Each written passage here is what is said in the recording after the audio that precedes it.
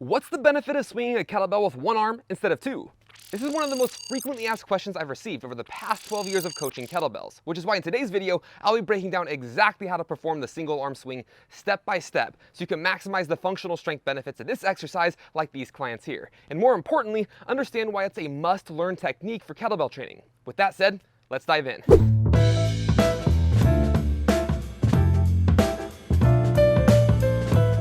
When it comes to producing maximal power with the kettlebell, the two-hand swing is king because you can simply use a far heavier weight when hanging on with two hands instead of one. So it's superior to the single-arm kettlebell swing then, right? Well, not exactly. The single-arm kettlebell swing provides us with an opportunity to do something that the two-hand swing does not, and that is to reduce strength discrepancies between sides. Because a single-arm swing is going to be more challenging on your grip than a two-handed swing, especially on your non-dominant side. And since you can't use your dominant hand to compensate in a single-arm swing, it forces you to address weak links not only in your grip, but also in your scapular control. Because in order to keep control of your kettlebell in a single-arm swing, you need to keep your shoulder blade packed down and back so the kettlebell doesn't bully you around, which leads us to one of the most common mistakes beginners make with this exercise, and that is allowing the kettlebell to pull their shoulder forward instead of keeping it packed down and back to engage the lat. And when this happens, you lose one of the coolest strength benefits of a single arm swing, which is developing anti-rotational core stability, meaning the type of core stability that helps you resist unwanted rotation about the torso, which, by the way, is also why prerequisite anti-rotational exercises like single arm deadlifts, offset deadlifts, and even single arm hikes are a good idea to master before doing a full single arm swing. That way you understand how to resist rotation about the core before doing something more ballistic and less forgiving to technical errors like the single arm swing.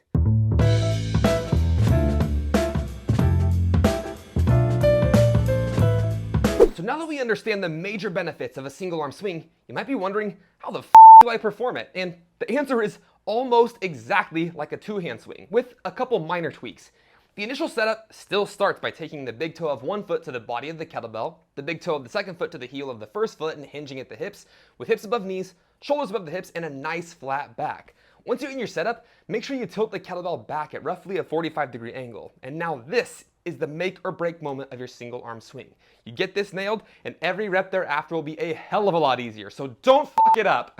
Kidding. When you hike your kettlebell, the common tendency is to want to let the shoulder on the kettlebell side drop too far, which sets us up for a poor shoulder position and ruins the anti-rotation core stability benefit I mentioned earlier in this video. So a helpful tip is to simply touch the handle of the kettlebell with the non-swinging arm, which will help you keep your shoulders square from the get-go and set you up for success at the top of your swing.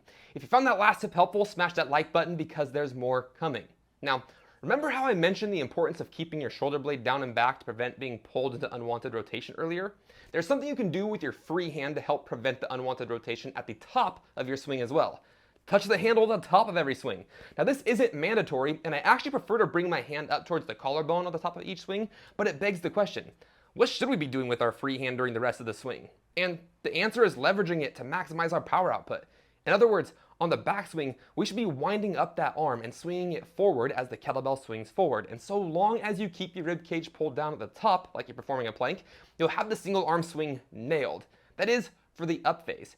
The down phase, though, is simple. The main thing is to make sure that you wait for your forearm to make contact with your hip before going into your backswing. Because if you send your hips back before your forearm makes contact with the hip, the kettlebell is further from your body's center of mass and creates a lot of unnecessary strain on the lower back. Just think of it like playing a game of chicken, only the players are the kettlebell and your cock. Or lady cock. Moving on.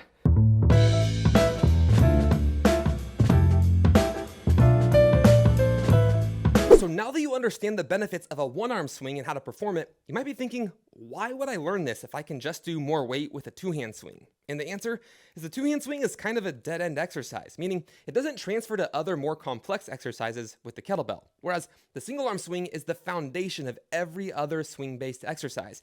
Whether you want to learn the kettlebell gunslinger, the tactical clean, or the kettlebell snatch, they all start with a single-arm swing. And the single-arm version of the kettlebell clean and kettlebell snatch are just the beginning of double kettlebell clean and double kettlebell snatch variations.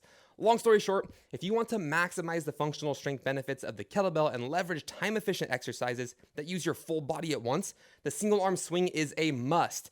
And while the single arm swing is a great prerequisite for the kettlebell cleans and snatches, unfortunately, this video doesn't address the technical differences necessary to master these more complex skills. So if you really want to take your functional strength gains with the kettlebell to the next level, check out this video here on proper kettlebell clean technique, and I'll see you on the next one.